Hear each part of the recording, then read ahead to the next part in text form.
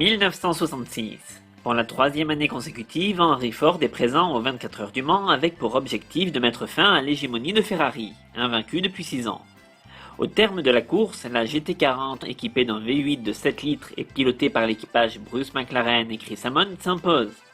C'est la consécration pour Ford qui réalise un triplé et gagnera cette compétition 4 années d'affilée.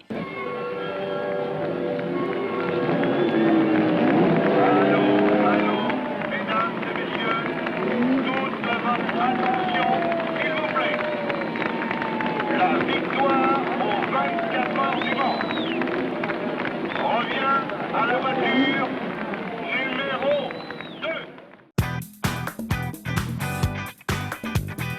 2016. 50 ans après cette première victoire historique, la marque revient aux 24 heures du Mans avec la Ford GT.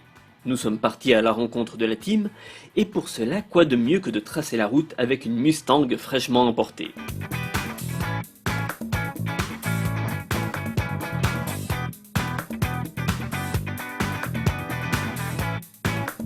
La marque revient avec 4 Ford GT, un véhicule qui sera produit en série au rythme de 250 exemplaires par an.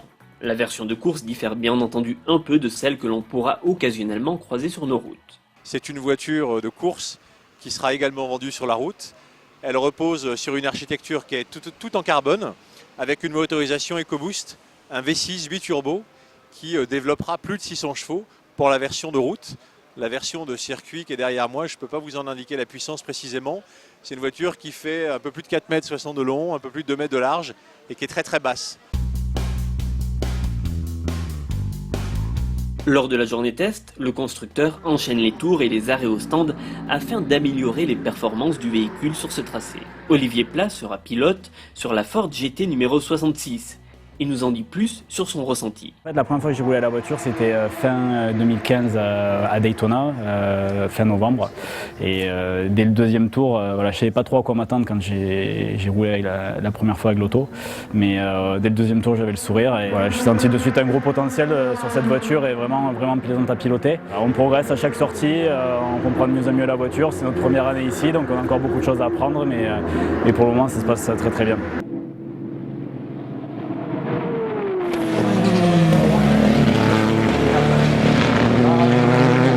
Dans les années 60, il avait fallu attendre 3 ans à Ford pour atteindre la victoire. En 2016, la marque ne cache pas ses ambitions. Nous fêtons les 50 ans de la première victoire de Ford au Mans.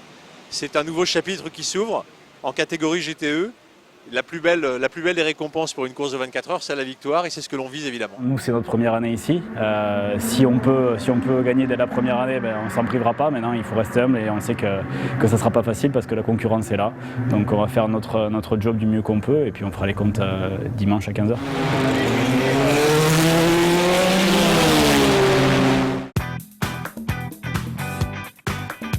Les pronostics sont ouverts.